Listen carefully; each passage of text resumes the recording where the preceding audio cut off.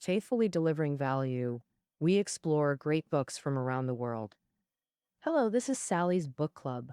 Today we're exploring the book Life and Times of Michael Kay, written by South African novelist J.M. Coetzee. For nearly half a century, Coetzee's been a heavyweight in global literature, winning the Nobel Prize in 2003. Back in 1983, he'd already won the Booker Prize for this very novel. The Booker Prize is among literature's most influential honors, especially for English language works. Before diving in, let's set the scene. South Africa's racial conflicts of the 1970s and 80s. It's a multi-ethnic nation with over a dozen indigenous Black groups and many more people of color, plus descendants of European settlers, hence its nickname, the Rainbow Nation. Yet this rainbow endured half a century of apartheid until 1994. Under this system, only pure-blood whites ruled, while others, especially Blacks, were treated as sub-citizens or outcasts. This sparked continuous racial clashes. Our protagonist, Michael Kay, a Black man, takes his K from Kafka's character in The Castle, someone trapped by bureaucracy, unable to enter or escape. Coetzee's Michael Kay wanders similarly.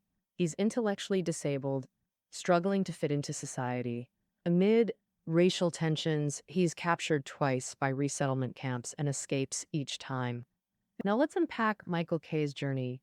The novel skips his early life, noting only his Black heritage and cleft lip, which drew childhood ridicule. Plus, his cognitive development lagged. He was eventually expelled from school. Raised in a care facility, Michael developed minimal social skills. Friendless, he clung solely to his mother. As an adult, he gardened in Cape Town parks while his mother worked as a housemaid.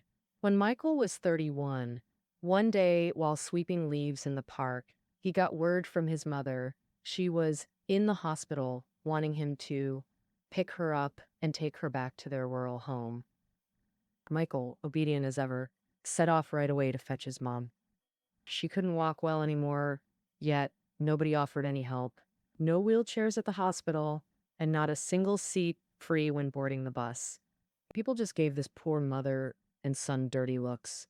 Back at the house, where mom worked as a maid, empty, deserted. By then, South Africa's racial war had erupted. The owners likely skipped town to avoid trouble.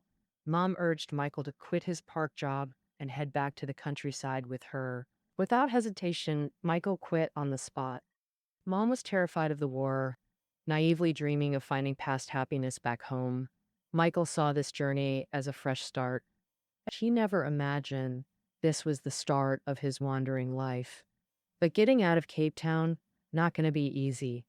With the racial war raging, the nation was splitting. City folks needed passes just to go out, with constant road checks. Checkpoints and resettlement camps sprang up in rural areas and highways, sheltering homeless refugees and unidentified people. Michael had to apply for a pass at the police station. No pass, no leaving. But after applying, he waited endlessly. No approval. Asking at the station got him nowhere. The streets turned chaotic. Gunshots, brawls, cops chasing crooks. Even their temporary apartment got trashed. Then strangers barged in, ready to seize the place, yelling at them to scram.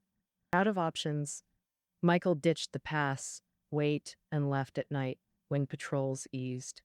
They'd spend nights on the road, broke, sleeping rough on beds of leaves. The rough journey took its toll.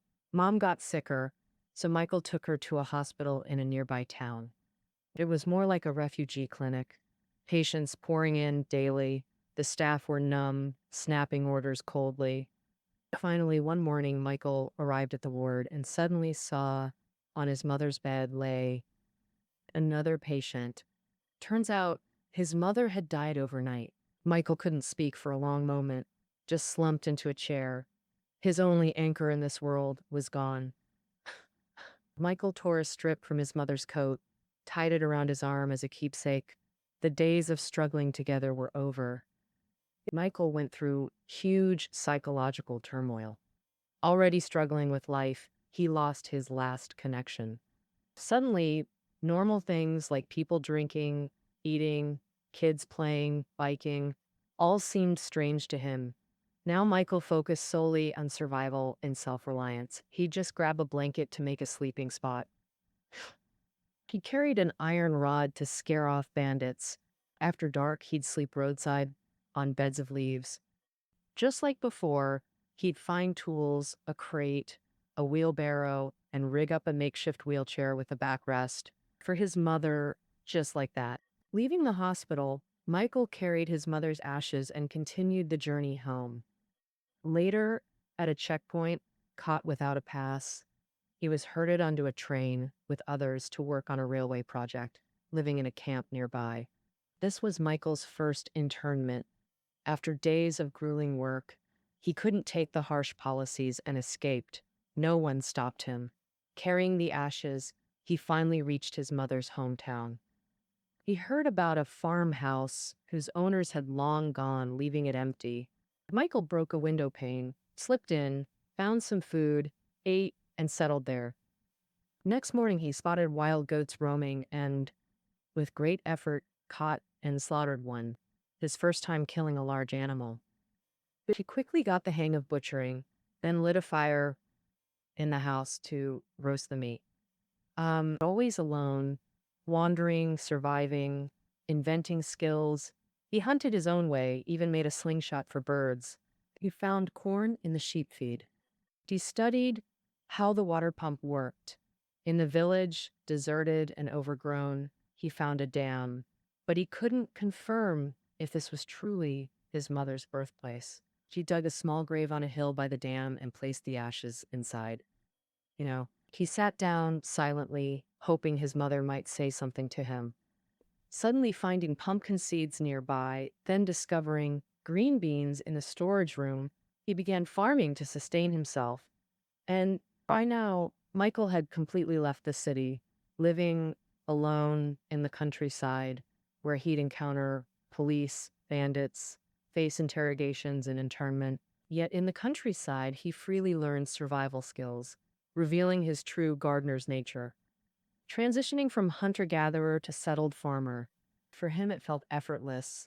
He proved remarkably quick at learning farming techniques, mastering them in just a week.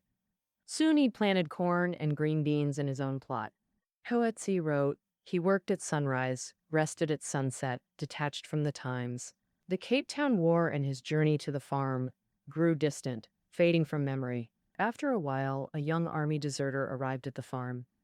He claimed Michael's house was his grandfather's, but let Michael stay on condition he take money and a shopping list to town for supplies. Michael obeyed and set off. Trekking mountains for days, he developed new survival skills, eating insects, gnawing plants and roots. He broke open an anthill for the first time, devouring ant larvae while crawling across mossy slopes. Sheltering in caves during downpours, he'd idle for hours before emerging to gorge on wildflowers. Like an animal, he'd sniff unknown growths from the soil before tasting them. As Michael emerged from the mountains, barely hearing town sounds, police spotted him. Taken by police car to a hospital for examination, given new clothes, then sent to a refugee camp. This was Michael's second internment, moving into a tent, leaving solitude behind to rejoin crowds. Though now decently clothed with showers instead of rags, he should have felt content. But he missed his farm freedom and the grueling journeys. Chatting with campmates, he asked about fences, noting guards rarely patrolled. Why don't you all escape? The other guy shot back, why would we escape? This ain't no prison. It's for folks like us. Jobless, homeless, hungry drifters. They'll give me work and pay. I won't trade free beds and firewood to go back to homelessness. Heck, we've even got guards. Nobody's stealing my cash here. It turns out this camp's run by the railway authority, one every 10 miles along the tracks. Inmates labor daytime, fencing, farm work. Trucks haul them back, come nightfall. Even in civil war, order's got to be built bit by bit. Key is keeping everyone working, not wandering. That's what these camps do. Hearing this, Michael stayed silent. Others traded freedom for security. Seemed like a fair deal. But Michael? He never cared much for safety, nor about being bullied. Freedom wasn't for trading. Truth was, safety here was an illusion. Soon after, a child died from neglect. Others whispered, "If disease breaks out, authorities just seal us in here to die." After a nearby fire got blamed on the camp, the police chief snapped, turning the whole place violent. Michael decided to bolt. One night, he packed a sack and slipped through the barbed wire. He just couldn't adapt to camp life. Coetzee wrote, he couldn't fathom spending his life pounding stakes, fencing off the earth. So he trekked back to the derelict farm, the young deserter gone. Michael's pumpkins and crops had all withered, untended. He found more pumpkin seeds, planted again, watering each one. His ability to learn had returned. For the first time in his life, he fixed the house and cleaned the dam. He stayed up all night guarding his pumpkin patch to keep wild goats away. He started eating ants again, roots, lizards, drinking dew. He stopped living in the house and dug himself a hole to hide in. He camouflaged the entrance with mud, doing his best to stay out of sight. Living more peacefully, detached from worldly conflicts. The book writes that in such times, Michael K. must live like an animal, surviving without leaving a trace. Others saw this as shameful, but for Michael K., it suited him. He was growing. Through learning, he mastered reducing his presence, making others overlook him even when seen. Later, when his pumpkins were harvested, he happily savored the fruits alone. Despite being well hidden, Michael's cave was eventually discovered. One day, while drinking water, he was spotted by a passing government armed unit. At first, they treated him as a vagrant, giving him a sandwich. But soon, they found his hideout, thinking, why a cave when there's a house? He must be hiding something big. So they arrested Michael, ransacked the place, and detonated a bomb. Michael's painstakingly built home was destroyed instantly. He was sent to another resettlement camp for medical examination. This doctor was originally a pharmacist, but during the Civil War, he was conscripted to the camp. As a doctor, this camp was converted from a racetrack, specifically for processing captured war criminals. Through the doctor's eyes, the novel deeply portrays Michael K.'s character from an external view. The doctor saw Michael as a thin, old man, weighing under 40 kilos with signs of malnutrition. He heard Michael might be part of a rebel gang, captured while tending a vegetable garden, likely a cover. The doctor worked hard to treat him and restore his health. He hoped this would break Michael's defenses and uncover his true identity. But he soon realized Michael wasn't ordinary. He showed no interest in treatment, not in his slow heartbeat, low blood pressure, or intestinal ulcers. The most remarkable thing is he doesn't care about his own life or death. When the doctor showed friendliness and a willingness to be with him, Michael said, "Why do you want me to gain weight? Why all the fuss about me? Why am I so important?" The doctor gradually realized Michael wasn't guarding against anyone. He simply had no defenses in his heart. He was frail. To most, he seemed full of illness, yet his demeanor radiated firmness. The camp's food held no appeal, and neither safety nor care earned his gratitude. He believed he had nothing to do with the war. His memories lingered only on his mother in the orphanage from his youth. Michael would talk about his mother showing grief. Beyond that, no topic could get him to speak freely. While in the camp, Michael suddenly fainted once and was barely revived. The doctor said it was malnutrition, but Michael still refused the food, constantly warned, "You might faint again soon." Don't you think it's extremely important to tell your story while you're alive?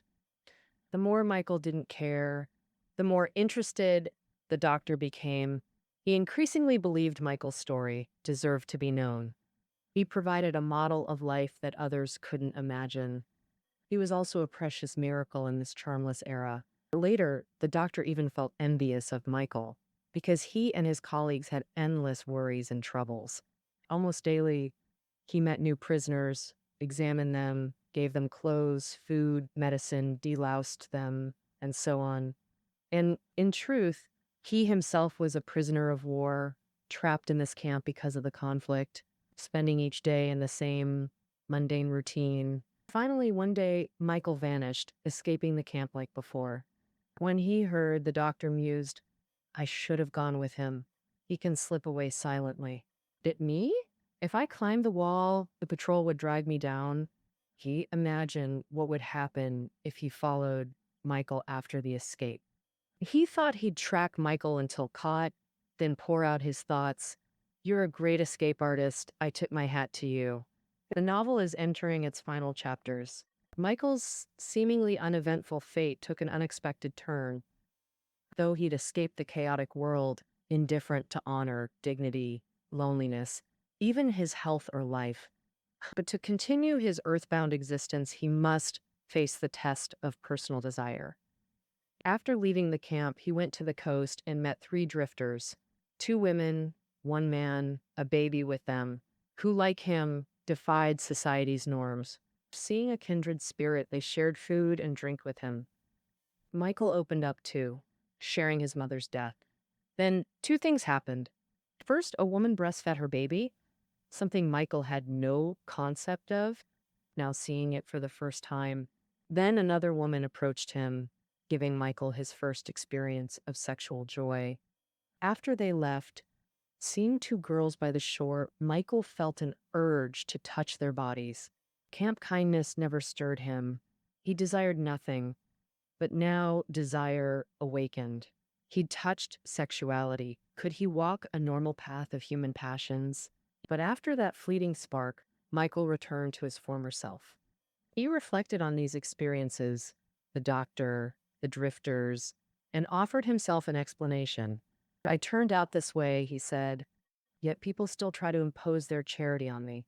Others want me to open up, tell my story, a caged life's tale. When I finish, they'll sigh, feel sad or angry, urge me to eat or drink. Women will lead me to their beds for dark caresses. But I didn't lose myself. I saw through it and withdrew. Just as before, escaping cities, camps, others' neglect, bullying, and care, he'd made yet another escape. This time, he freed himself from others' charity and his own desires. I haven't forgotten who I am, he said. I'm a gardener who spends time and sweat on the land. I should gather more seeds, sow them. I am a mole. Moles never tell their stories. They live in tranquility. But me, coming to cities, concrete jungles, what could I do? I've lived in so many camps, resettlement, refugee, detention centers, and escaped every one. In this era, maybe that's achievement enough. How many remain unconfined besides those like me? For this, I must lie low, lower still, he declared aloud. I'm a gardener. To be like a mole, letting seeds take root across the earth. My mission isn't pleasure, but creation. My glory comes not from being celebrated. Contrary to virtue, my glory lies in invisibility, being forgotten. The novel ends with Michael's soliloquy. In the epigraph of Life and Times of Michael K., Coetzee writes, the war is father of all, king of all. Sometimes he appears as a god, sometimes as a king. Though white, Coetzee confronted apartheid with intellectual conscience. The novel tells an ordinary man's story amid war, revealing Michael's harrowing journey through turmoil. Coetzee poses the question, in wartime, who escapes history's imposed fate? Not the young deserter, nor the doctor who sees war's absurdity but can't resist. All who seem stronger than Michael get sucked into history's vortex. As Michael concluded, how many remain unconfined? I escape those camps. If I stay low enough, I'll escape human charity too. In a sense, Coetzee's Michael K. is a prophecy. Through his journey, Coetzee examines the individual in history, human environment conflict, and escape's possibility. As the doctor said, Michael is a great escape artist, wise beyond apparent simplicity. In an era of noise and turmoil he couldn't belong to, Michael found his spiritual oasis. Though Michael K.'s experiences are tragic, Coetzee didn't write this story to wring readers' tears, nor just to stir hatred for that society.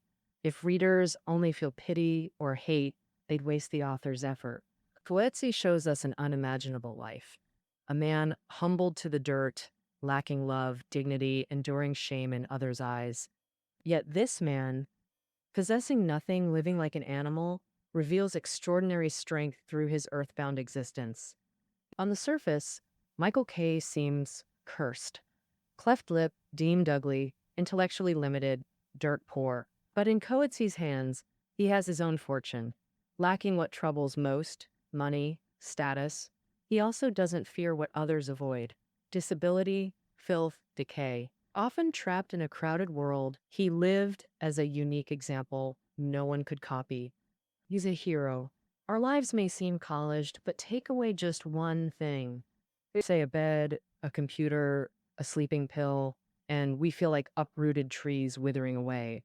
Our peace comes not just from steady income, but reliance on restaurants, supermarkets, hospitals, even cafes. Yet Michael K. could enter mountains uninhabitable to most and easily build himself a den.